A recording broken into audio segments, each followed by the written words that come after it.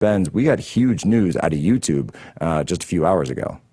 Oh, it's absolutely massive. Google just had its Mark Zuckerberg moment. If folks remember, after the Supreme Court case that Amy Coney Barrett threw out effectively on standing grounds, arguing that effectively that there was insufficient evidence of government coercion of the platforms to censor the specific individuals in the lawsuit because of the thousands of people that the Biden government told to censor. The exact plaintiffs were not named by the Biden administration. The Biden administration simply told them, take down everyone who's a critic of COVID, take down anyone who questions election voting machines, and those people got swept up in it.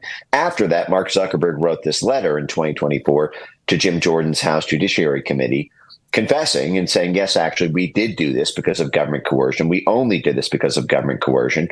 Jim Jordan, who deserves all the credit in the world for this, by the way, as the head of the weaponization subcommittee in the House Judiciary Committee, has been on big tech companies like white on rice for 3 years now, and these efforts are paying enormous dividends. What the House Judiciary Committee has been doing has been subpoenaing the tech companies for their version of the Twitter files. We got the Google files, the Facebook files, and the like, and they all showed government coercion on this. And what Google has done is they have confessed, just like Mark Zuckerberg did, to having the terms of service policies they did because of pressure from the Biden government.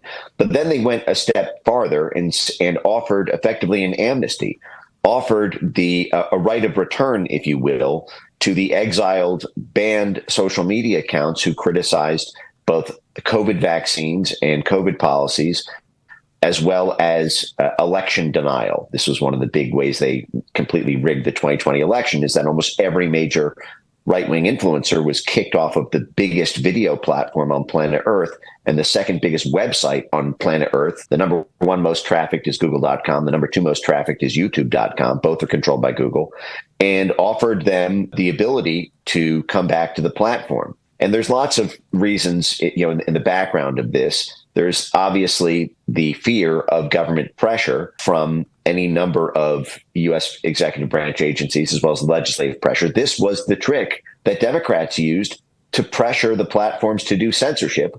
This was the thing I was calling for in 2018, 2019, 2020, that Republicans need to do as counter pressure for free speech.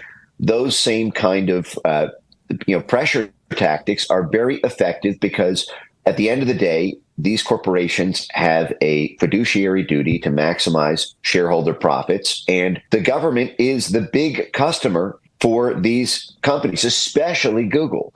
Google was conceived of initially. It came out of a DARPA grant for a joint CIA-NSA program called the Massive Digital Data Systems Program. This is how Larry Page and Sergey Brin were in position to create Google, because their DARPA grant while they were Stanford PhDs was to create the architecture for Backpage, this predecessor to Google that turned into Google. And then Google became a military contractor the very year they went public. I think it was 2003, 2004, that Google has almost all of its major products and services because of the U.S. government. They only have Google Earth because they bought the CIA's Keyhole satellite technology.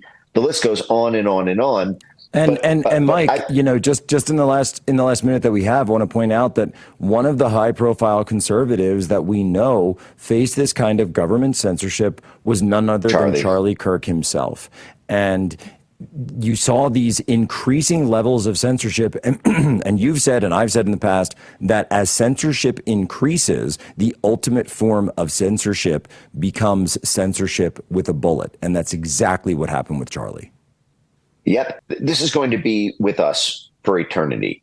Every great movement ultimately faces the day when one of its leaders faces that bullet. That is the telltale sign that they have no other way to stop you.